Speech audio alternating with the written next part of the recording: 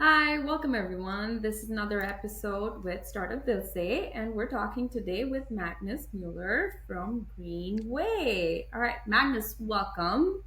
Why don't we kick it off? Tell us Hey, a bit about yourself. hey, thank you for having me here. Yeah, so 2 years ago I was hitchhiking around the world, like through Central America, through Middle East, from Germany to Middle East, through India, Southeast Asia, and half of my time was wasted at stupid traffic lights. So I thought back then, like, in which century are we living in? Like, this cannot be true. So doing a hackathon in Germany with some colleagues from my undergrad in cognitive science, so some neuroscientists, we tackled this problem and we built the first like pilot project for that. And we could actually manage in a simulation to like really skyrocket like all the metrics like CO2 emissions, lower down fuel usage, waiting times. And we thought, wow, this is incredible. And yeah, since then we are on this journey for almost 2 years now to tackle this problem with a vision to solve every single traffic light on this planet. And while doing this, I moved from my undergrad to my master program in Zurich at ETH, where I'm surrounded with many motivated people, especially around the student project house. It's like an accelerator where you are forbidden to study on your project on your university courses. So you have to work on your course, on your project.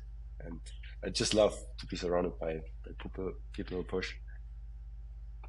That's that's how came here today.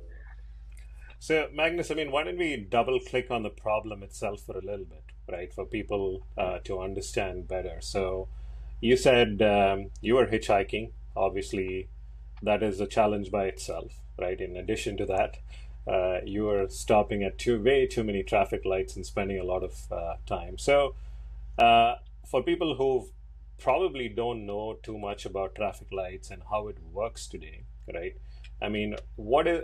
What goes on today in most of the world? You think, right? Why people stop at these lights, and maybe it's a primitive way of doing it. Maybe it's not the best optimized way to do it. But what is the real problem itself? Can you maybe spend 2 minutes on that? Yes. So I guess everyone who lives in a city with traffic lights knows the situation. Like for example, in the middle of the night where you drive and you face a red traffic light, and then you think, okay, how is this possible? Like there's no car in the intersection. Why do I have red? And of course, different cultures deal different with that situation. Some just go over, so some wait.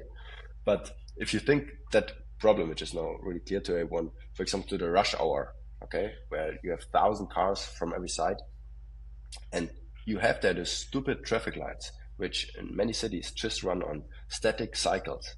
So every side just gets the same amount of free time, no matter what's the current traffic, what's the weather. If there was a big football game and there are now 1,000 people coming from one side.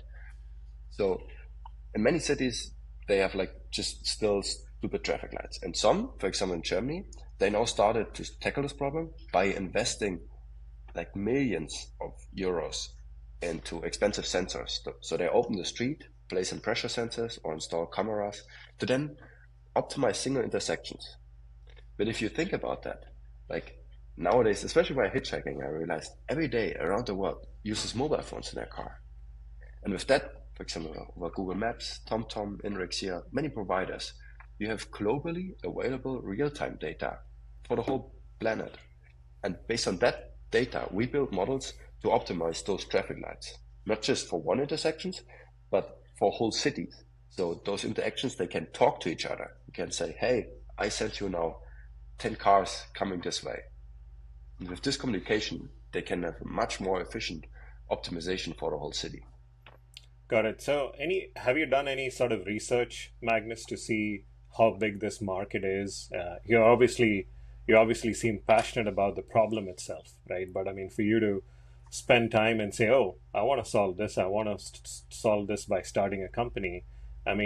What sort of numbers, market cap or market size, rather, any research numbers you have? Yes, yes, of course. So right now I do a lot of fundraising, so I'm familiar with all these numbers. Like the total available market is around $10 billion in that space with a 40% growth rate. Because, for example, in Germany, there are now many smart cities. Also in India, I saw there are like 100 new smart cities. So the government like really pushes those initiatives. As different reason has CO2 and sustainability issues, but also air pollution. Also in Germany, many cities are just don't have enough people to manage their traffic lights like manually. So they invest more and more in those automated solutions. Got it. So it obviously affects us every day, everyone. I mean, anyone who's on the road. I mean, whether you're a pedestrian or whether you're driving a car or you're driving a commercial truck. So that's a very unique problem that you're trying to solve. So obviously, And sorry, go ahead. yeah, you're completely right. Like it impacts all of us. And if you think it impacts in so many different industries, if you, for example, think, okay, you sit in Bangalore and you're now ordering your food and your food delivery is like, maybe for you, those couple of seconds, which is late, isn't a big difference because of stupid traffic lights. But if you think like for such a global business, there's like millions of trips every day, Mm, a couple of seconds per trip is like immense. yeah, And you can think that from the logistic, the truck, to the bicycle industry, like it impacts basically everything. understood. So we've spoken about the problem. I think we have a fair idea of what the problem is. So I see Greenway has an AI in it. So what is your approach to solving this problem with Greenway? Okay. So what was done until now was you look at a city and you calculate, okay, this traffic light is 500 meters away from this traffic light. So we need to switch this traffic light like 30 seconds later green so that cars or bicycles, whatever you want to optimize, have kind of Seamless a flow. green Yeah. wave, seamless flow. Yeah. Okay. But of course, for us humans, that's hard to do that with 20 different nodes, 20 different intersections and their complexity, their interactions between them. And that's where our AI comes into Got place. it. We can create a simulation of a city. Let's take Bangalore or here, San Francisco, Berlin, create a simulation. And then in the simulation, we can simulate everything. We can simulate cars, bicycle, trucks, buses. Everything drives around like in a real world. Now we can train an AI, which in the beginning, just completely stupid controls a traffic light. You can imagine it's like a baby which comes into to the world and does just stupid actions like putting the hand into the fire and gets feedback and gets better and better and Mm, better. And like this, you can also imagine our AI. We can throw thousands of different like traffic situations on it. We can rush hour, middle of the night, big football game, and all those different data distributions can then get learned from our system to get better and better. You can just choose what it should optimize. Some cities, they want to optimize for speed, some for CO2 emissions, some they want to improve buses or want to like prioritize bicycles. And based on what the city wants, you can then design your optimization function to optimize that in a mm. simulation. And then in the second step, in the real world, you then take the data from, for example, Google Maps or from InRange, TomTom, feed it into your system, which is learned in a simulation, and then outputs the best option to now in real time, based on this data, control the traffic lights. Got it. I think I get it, but at the same time, I mean, I'm trying to understand a little better on the real time data of it, right? Obviously, with AI, you're training it with data that you already have based on different permutations and combinations, like you said. But at the same time, I mean, traffic is always unpredictable, right? I mean, a group of 100 might choose to have a party, and they might be going in 50 different cars, which is kind of an outlier, right? But I mean, how do you Yeah, so you have a combination of historical plus real-time data being fed and constantly kind of training your model or updating your AI. Is that the right way to think about it? exactly. Yeah. So of course, like it's about making your models better and better and better. And fitting more and more outlier cases into your model. And for example, if you take traffic, like you say, is such a huge diversity. Like you can just imagine, okay, here outside is now a car from Amazon Prime standing and maybe blocking the traffic light, right? There's so many different cases. But by creating a model which is trained on millions of different data distributions, and then you deploy it in practice, and of course you will figure out in the beginning cases which are unexpected, which you need to handle for. But over time, like self-driving cars, they get better and better and better from learning more and more and more. Got it. Data distributions. Understood. This is interesting, Robert. And the cool thing here in this, my audio is gonna mess this up, Yeah. I think. No, go ahead, Rudy. Yeah. I was gonna ask, at least the solution's gonna sit through with the state level agencies or the traffic agencies. How has that interaction been, right? I would be curious to hear your reactions with them. You mean the go-to-market, so how we sell to cities? Yeah, because once you would have proposed the solution, I'm sure they're like, oh, why our system's not good enough? Like, was that the reaction, or people were very open to, oh, look, that there is a better way of doing it?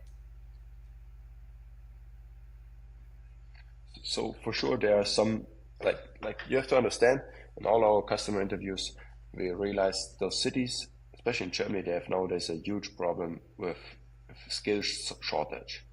So they don't have enough people to handle those problems. And for example, in normal, small, medium-sized cities, there are hundreds of construction sites every year, which change the road network. And to handle those road blockages, those cities, they pay expensive, for example, engineering offices who then create new traffic signals schedules by hand for those intersections. So by doing those customer interviews, we realized, okay, with those skill shortage, where they really don't have enough people to look for anything, we can have one of the biggest value proposition to them.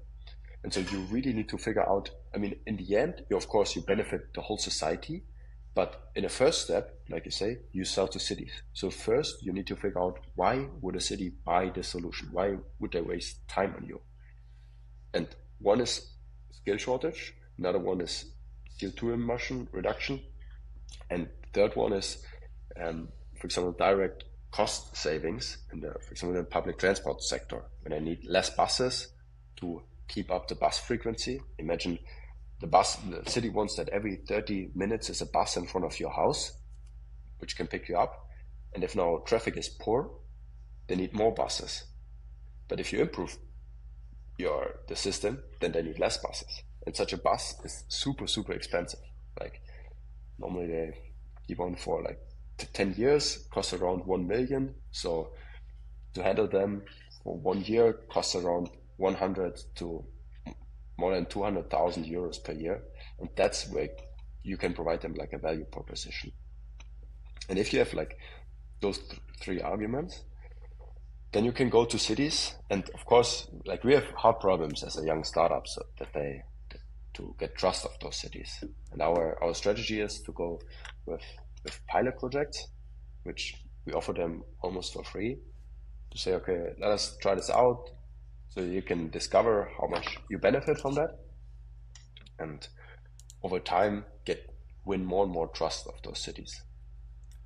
Got it. Thanks, Magnus. So one of the I don't know if it is, you call it a residual effect or a side effect. This actually can be a big selling point, I'm assuming, is what goes hand in hand is if you regulate traffic efficiently and you regulate traffic safely, you can avoid a lot of accidents as well, right? I mean, why do most of the accidents happen? Because, people are in a rush, or people are frustrated because, the traffic light is in red for so long, and they take a risk to just cut across the street and go, or, speed or whatnot. So, I mean, is your solution with Greenway trying to pitch public safety on the roads as also one of these effects? I mean, is that something you've thought about as well? So we are aware of studies which show that if you improve traffic flow, so less stop and go traffic, then this increases road safety. And we can clearly improve traffic flow. For example, in simulation, in rush hour, we can sometimes reduce the number of waiting vehicles by up to 90%. But until now, we have never used that fact. I think that's something which, especially needs to figure out like what clear percentage we can save, or like how many accidents less are there. It's a thing which is really hard to measure for us right now.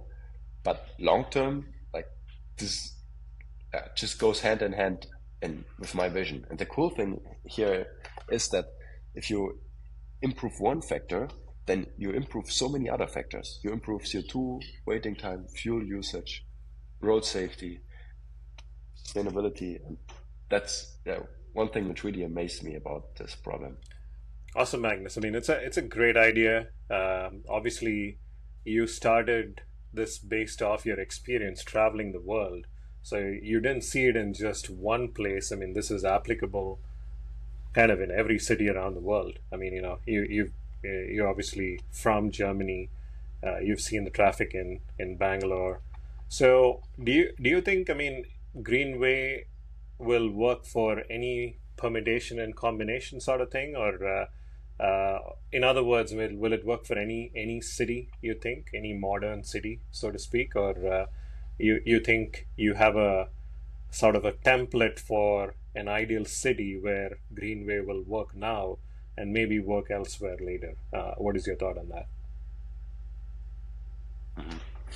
So of course we have our initial target customer group where we start with this, but our plan is to make this work everywhere, to solve every single traffic light on this planet. And of course, some cities are faster, some are slower. So we focus, especially in the beginning, just on those who love us, who really want to develop this together with us.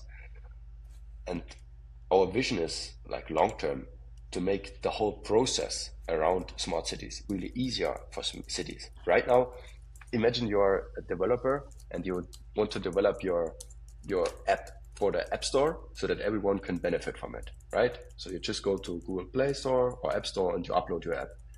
But in cities, this is right now super, super hard because every city uses a different system and you have to do tenders. But like my long-term vision is that young developers that'll be in India and Germany or in the US, with their ideas can come to a city and in an easy framework can bring in their ideas in an easy sandbox-like format to run experiments on some infrastructure in small, safe parts of the city to test out new stuff. And I think with that we can have in so many different ways new innovation, which benefits in the end all of us who live in those cities. Great. I'm still reeling over the fact that it's hitchhiking that got you to the solution, to be honest. I would be like, you weren't even driving at that point. You still got bothered with the traffic lights. That's just seriously amazing. But it's the scale of the problem too, right? This is, you said it yourself, right? You're starting with a small setup. That's the one city and then expand globally. That's a massive vision, right? How is it and how's your day to day, right? When you go out and you're like, okay, I'm going to change this one at a time. How does that day look like? My day-to-day life. So it really depends on the phase of the business. Like sometimes I remember 2 months ago, I was coding day and night, just thinking, brainstorming on like a flip chart, and drawing architectures of our AI model. How's the whole pipeline going? Right now, it's whole day like fundraising. Right now, we are fundraising €500,000, and so I reach out to many investors. Right now, I'm here in Silicon Valley, and just pitch. I worked a lot on our pitch deck, learned a lot to improve there about legal stuff. I learned a lot. So I think that's it's one of the most amazing things to be a founder, to just get insights into so many different domains, learn about legal, learn about hiring, learn about tech, just to be a generalist. And I think especially for curious people like us, this is one of the most amazing things to do. So, for anyone listening, Magnus, you are fundraising, and you're maybe again, based on what I know, I will say it, and you can correct it. You are looking for angels for a start, right? I mean, you're in your initial seed phase, or you can probably talk about what sort of funding you would rather take in right now, Magnus. Yes, so we got nominated for like a 3 million grant in Germany, where we won a hackathon at the federal ministry. And to secure this grant, we are now raising 500K. And we have already the first angels committed. It's all around pre-seed. Like, we're especially looking for people who bring smart money on the table, like who also bring a network on the table, maybe mobility space, can be a tech space. We have now advisor from Google, can be also in the government sector, like everything. Just someone who's also frustrated about this problem and wants to solve it. I'm happy to talk with. Can be pre-seed VCs or angels who really believe in that mission to solve that problem globally. And it's crazy if you do the calculation, like how many million tons of CO2 we can save with that solution.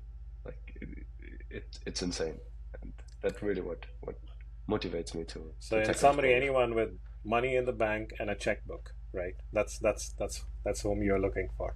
Yeah, basically. All right. Someone who brings in new ideas, I'm always happy to chat. Awesome.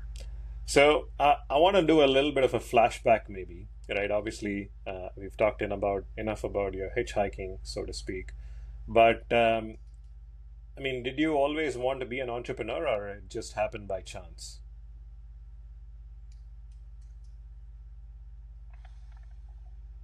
I think in the world where I grew up right now, it's like a really hype. So all around ETH in Zurich, there's a project house, also in Osnabrück. Like, okay, maybe I say this also because I'm in this bubble. It could be also true, because everyone around me is like an entrepreneur.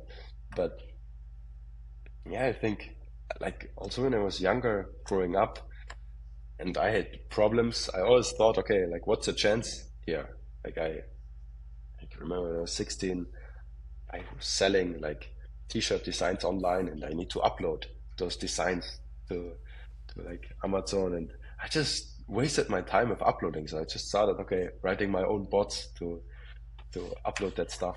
Just whenever if you face a problem, I thought, okay, what chances here? What solution could be here, which also other benefit from it. And I think this is what an entrepreneur does in the beginning. Yeah. Do you still think it's all hyped up being an entrepreneur?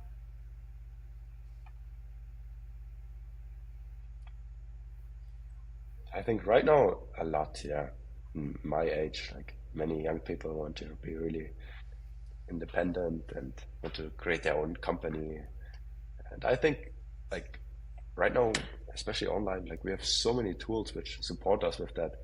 It makes it easier and easier to just go out, find co-founders, find investors, create first MVPs. Like the structure to do that is become much more easier. Would you recommend caution, or would you be more like, hey, more power at this point, like knowing what you know now? Yeah. If I would recommend to be an entrepreneur, yeah. I think, yeah, of course I would recommend it. Yeah, especially if you're like curious, like if you feel inside of you that you want to be it, and there's just a little bit, maybe a little bit fear, or just can be anything which holds you back, then I would definitely recommend it to you. But I think we often forget also in big companies, they are often like really entrepreneurs, like even if you work in a big tech or medium-sized company, you can be an entrepreneur and really innovate that company and run experiments. And there are many examples where they do everything what an entrepreneur basically does. And I think the advantage of just being like in my situation is just that you of start from scratch, and really you learn like everything from legal stuff to product to investors to hiring, and that's just really an amazing experience which you don't get like in working in big tech. But the mindset itself you can have everywhere, I would That is say. true. Thank you. Anything you would have done differently in your journey, Magnus, looking back? 100 things. 100 things. Like I think every day I have like a list with things which I would do differently. Little be just personal habits, or especially in the startup, like for example how we set up the legal stuff. So in the beginning we didn't have vesting, and then like now we're really looking okay with what people you start a company, so like, you fully trust them, and it has I think a long list of things I've just learned on the go, and I think that's also completely fine because now I've learned that stuff. Who were some of the So, first? Oh, go ahead. yeah, I was gonna say, who were some of the first people you told about, like, hey, I'm gonna start this up. This is an idea I'm gonna take forward. The first people which I told this to, that's a good question. I don't remember who was like the first one. Just, I think this problem, I had this in my brain already for such a long time, and I thought about, okay, how to solve this, and then it just happened somehow, and then I was just on it. Just, I guess, friends around me, but it wasn't like, hey, I'm now an entrepreneur, or how I have now a startup. Like, it was never like this. It was more like in the beginning, like a side project which we started, and then it got more and more and more. Right. That's a good question. So, given where you are, Magnus, with Greenway, what are some of your current challenges? What can people in the community who are listening to this approach you with for help and growth and whatnot? So, anything you want to ask from the community listening? Yeah. So, as a young startup, what I, for example, also learned is every startup has assumptions which it needs to validate before it finds product market fit. And for example, in our case, big assumption is, okay, are cities really willing to pay X amount of money for our solution? Is our solution really gonna work scalable in cities? And so we have a couple of assumptions, like 7 assumptions, which we need to validate. And I would say one of the biggest hurdles now, bottlenecks, which we need to overcome as fast as possible, is just to demonstrate our solution in as many cities as possible. And we are right now starting in Osnabrück, we have the first pilot in Germany. But if anywhere around the world, like cities which are innovative, or may even have contacts which could be interested, or you just want our solution in your city because you're frustrated about the traffic lights, then I'm super happy to connect to and solve this problem together. And in terms of where you are with the solution itself, I mean, the solution's ready to go. You've written the code. It's been tested and good to go to be, say, do a pilot in a city. Is that what you'd say, Magnus? So our AI model definitely works to optimize traffic lights in the simulation. So the prototype is demonstrated, but of course the integration to the real world, that's what we are right now doing in the first city, in Osnabrück. That's a challenge where we definitely change again a lot in our pipeline and in our network. But yeah, especially during the next 3 months, we will be robuster. And as a startup, in the beginning you start to hack something together, but as soon as you're then a more growing business, I'm 100% sure in 2 years we will need to rewrite our whole code and our whole pipeline to make it more robust and more scalable. But that's right now not the goal. How big is the team right now? Are you a one-man army, Magnus, or who else is helping you with this right now? Yes. So I have two other co-founders who, balloons are rising, who work on this. We have an advisor from really clever guy from Google who gives us much advice on how to set up our pipeline, how to build like really good models which can point us in the right direction. And if we get this grant, it's right now supposed to start in October, then we have like a plan with up to 8 other people which we will hire to tackle this problem. Awesome. So once you get the funding in, I mean, you are going to bring in some more smart people with that funding to make this better. So hiring is on the horizon. That's cool. And I forgot to ask, I mean, since you mentioned model, it reminded me. So are these models your own custom models, Magnus? Are you using any of the open source models out there for to run your data and all of that? No. Okay. This is all custom models.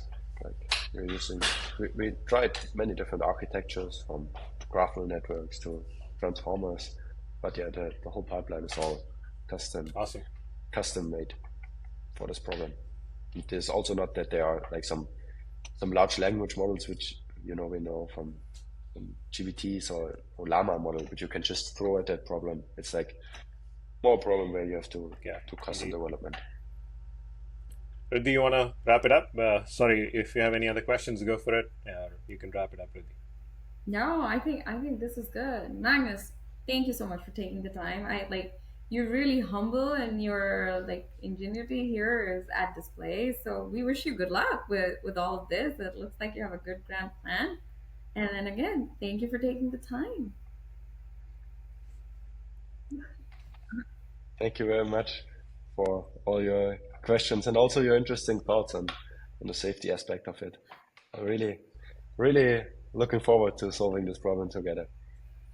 All the best, Magnus. We'll stay in touch, and then what we'll do is we'll publish all the details of your website and your email and everything when the episode goes out, so people can reach out to you directly. Thanks so much, Magnus.